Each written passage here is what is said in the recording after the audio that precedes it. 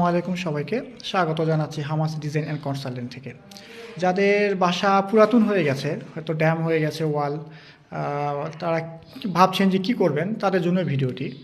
এই বাসাটা দেখতে পাচ্ছেন প্রায় 26 বছর আগের, প্রায় 6 থেকে 7 ফিট পর্যন্ত মোটামুটি ড্যাম হয়ে গেছিলো। তো আমরা ড্যামটা উঠাই ফেলেছি। উঠাই ফেলে আমরা কেমিক্যাল ব্যবহার করেছি, এর ভিতরে ভাইরাসটা বের হয়ে আসে। ড্যাম ফিক্সড কেমিক্যাল, এটা দিলে ভিতরে যে ক্যান্সার আর কি আমরা বলি, এই ক্যান্সারটা বের হয়ে আসছে, দেখতে পাচ্ছেন।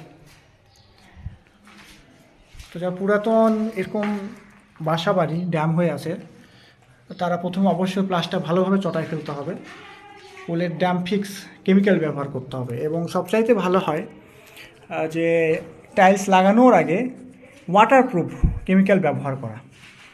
তো যারা এরকম পুরাতন বাড়ি নতুন করে নিতে চাচ্ছেন, যোগাযোগ করতে পারেন আমাদের সাথে। ধন্যবাদ।